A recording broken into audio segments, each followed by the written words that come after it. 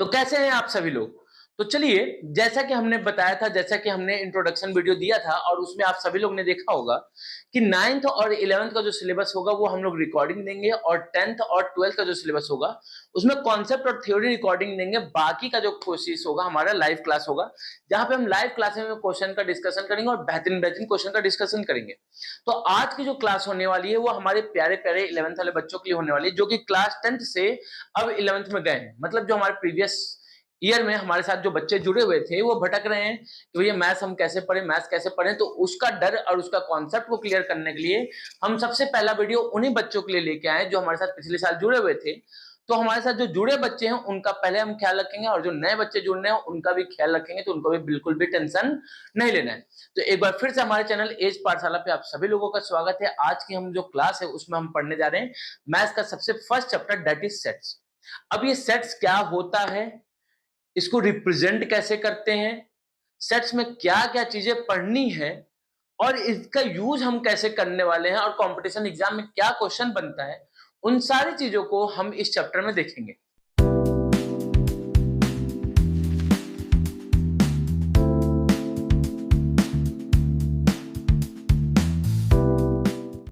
आपने भी सेट्स जो नाम है, ये सबसे पहली बात तो ये होती है किसी भी चैप्टर को पढ़ने से पहले कि वो चैप्टर है क्या, वो चैप्टर है क्या और उसमें क्या क्या चीजें हैं। तो अपने जो नाम है सेट्स, इसका मतलब क्या होता है? तो सेट्स का मतलब होता है कलेक्शन।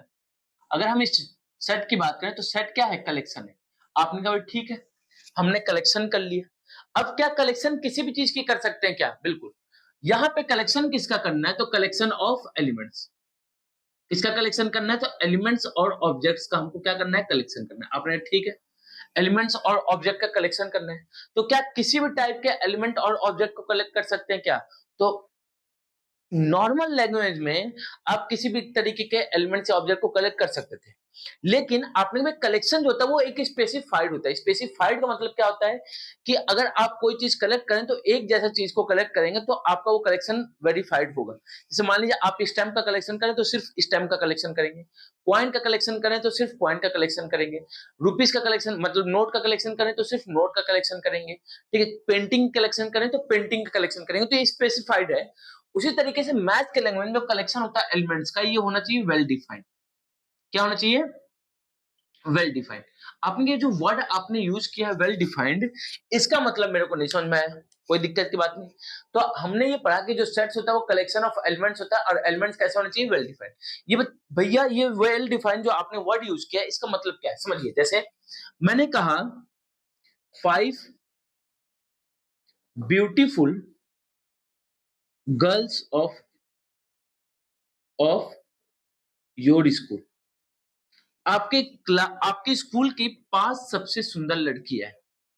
तो आपने कहा कि मेरे नजर में सुंदर लड़की कौन होगी?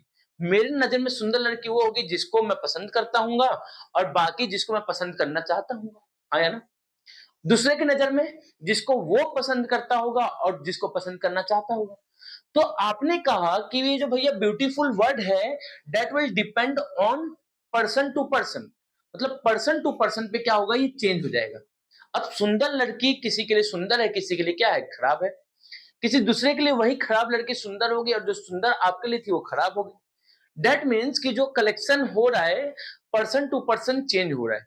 लेकिन मैं इसी को अगर चेंज करके ये कह दूं गर्ल्स ऑफ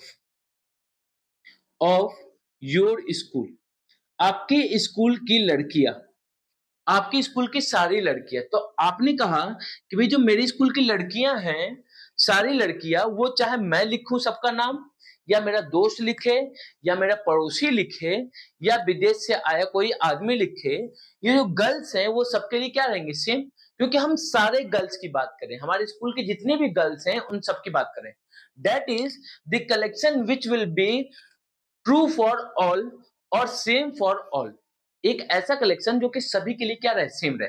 या तो मैं करूं तो सेम रहे, हरिओम करे तो सेम रहे, गौरव करे तो सेम रहे, अंश करे तो सेम रहे। तो इन सभी लोग का कलेक्शन क्या रहे? अगर सेम रहता है तो ऐसे कलेक्शन को हम कहते हैं वेल डिफाइंड। फॉर एग्जाम्पल, और थोड़ा सा समझिएगा चीजों को। जैसे मैंने कहा टॉप 5 बैट्समैन, टॉप 5 बैट्समैन, आपने कहा टॉप 5 बैट्समैन की अगर आप बात करते हैं तो हरिओम भाई कहते हैं कि टॉप 5 बैट्समैन में हम हरभजन सिंह को लेते हैं, सुरेश रैना को लेते हैं, युजवेंद्र चहल को लेते हैं, ठीक है, बुमराह को ले लेते हैं और सहवाग को ले लेते हैं। इनके लिए टॉप 5 बैट्समैन क्या हो गए, ये हो गए। मैंने कहा मेरे लिए टॉप 5 बैट्समैन क्या होंगे अभिनव के लिए, तो मैंने कहा सचिन तेंदुलकर हो जाएंगे, सहवाग जी हो जाएंगे और युवराज हो जाएंगे, रोहित शर्मा जी हो जाएंगे और वीवी रिचर्ड्स हो जाएंगे। ये मेरे लिए हो गए। मैंने कहा अंश भाई के लिए टॉप 5 बैट्समैन क्या होंगे, तो आपने कहा अंश भाई के लिए जो टॉप 5 बैट्समैन होंगे, उन्होंने कहा एक श्रीशांत हो जाएंगे, ठीक है, एक भुवनेश्वर कुमार हो जाएंगे, एक प्रवीण तांबे हो जाएंगे, ठीक है, उसके बाद इन्होंने नाम ले लिया अनिल कुंबले का और उसके बाद ले लिया रिंकू सिंह का नाम ले लिया। तो टॉप 5 बैट्समैन इनके लिए ये हो गए। तो आपने कहा कि भैया ये जो पर्सन है, ये जो कलेक्शन है क्या हो रहा है, चेंज हो रहा है। That means not same for all. क्यों? क्योंकि जो टॉप 5 बैट्समैन है ये एक क्वालिटी को बता रहा है। किसको बता रहा है? क्वालिटी को बता रहा है। ये जो ब्यूटीफुल है क्या था, तो आपने ये एक क्वालिटी को बता रहा है। तो जो चीजें क्वालिटी को बताती हैं तो quality will depend on person to person. जैसे किसी को एसी में रहना पसंद है, किसी को कूलर में रहना पसंद है, किसी को पंखे में रहना पसंद है, किसी को पेड़ का हवा ही पसंद है। ले बात। तो अब पेड़ का हवा पसंद है तो पेड़ का हवा चलना चाहिए तब तो पसंद आएगा, लेकिन उनको पेड़ का हवा ही पसंद है तो मर गए वो, ठीक है, इसी गम में कि पेड़ का हवा मिल नहीं रहा है, चल बसे। तो आपने कहा जो क्वालिटी है वो हमारा वेल डिफाइंड का कॉन्सेप्ट नहीं बताता, तो क्या करें इसी को थोड़ा चेंज करने के लिए, तो आपने को top 5 batsman in term of run score के टर्म में टॉप 5 बैट्समैन रन स्कोर, तो आपने जो सबसे ज्यादा रन बनाया है उनके टर्म में आप बात कर रहे हैं। तो अभी जो सबसे ज्यादा रन बनाया तो जो टॉप पे होगा वो सभी के लिए टॉप पे रहेगा in term of run score. That is कि आपने ये जो रन स्कोर क्वांटिटी को इंट्रोड्यूस किया, किसको इंट्रोड्यूस किया? क्वांटिटी को। इस क्वांटिटी से ये जो कलेक्शन था ये क्या हो गया?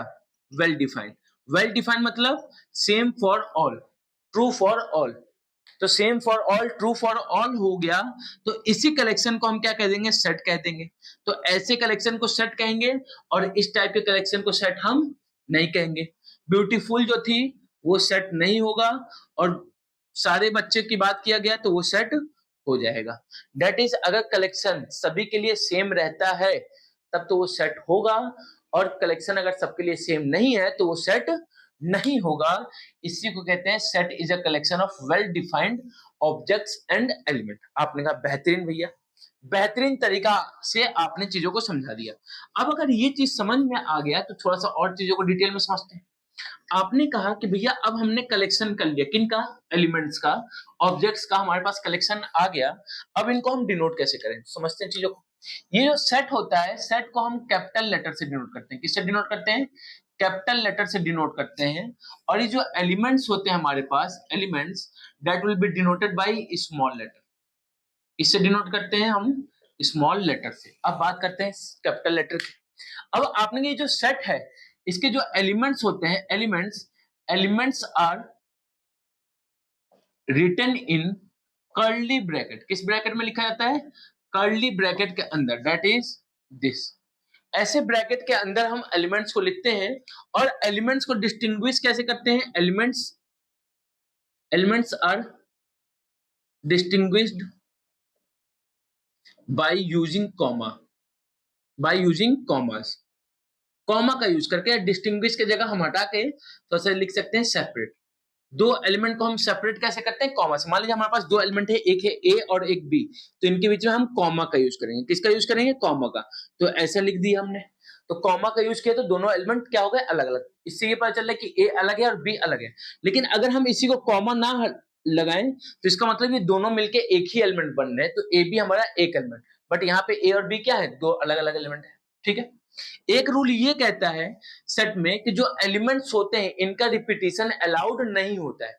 रिपीटिशन अलाउड नहीं होता है, तो रिपीटिशन इज नॉट अलाउड, ठीक है, रिपीटिशन इज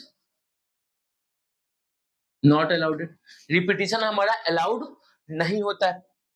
और क्या कहते हैं यहाँ पे सेट में ये कहता है कि जो सीक्वेंस होता है किनका, एलिमेंट्स का, उससे सेट पे कोई भी इफेक्ट नहीं पड़ता। दैट इज, मान लीजिए आपके पास अगर 3 बच्चे हैं, 1 2 3 ऐसा कुछ है, तो आप पहले 2 को लिखिए, पहले 1, उसके बाद 1 को लिखिए, फिर 3 को लिखिए, या 1 2 3 लिखिए, या 3 2 1 लिखिए, या किसी भी ऑर्डर में उनको राइट डाउन कीजिए in a set, there will be no effect on the set. That is, sequence का कोई भी इफेक्ट नहीं पड़ता है, सीक्वेंस नो इफेक्ट।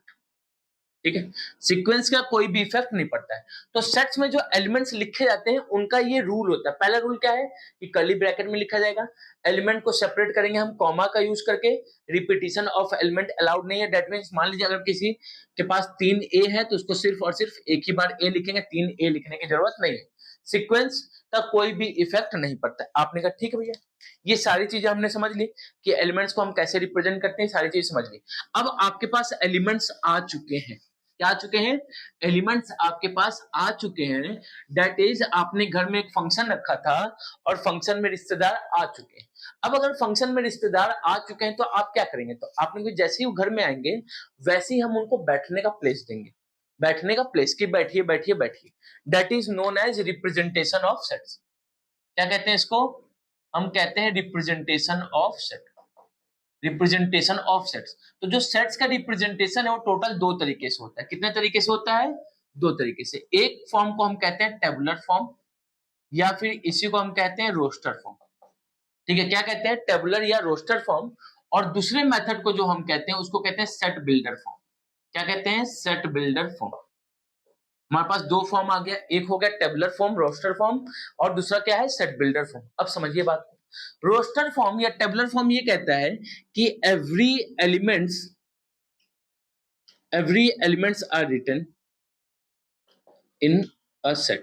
सेट में जितने भी एलिमेंट्स हैं उन सभी को हम क्या करेंगे, लिखेंगे। जैसे मैंने कहा हमारे पास नेचुरल नंबर है, नेचुरल नंबर है 1 to 10।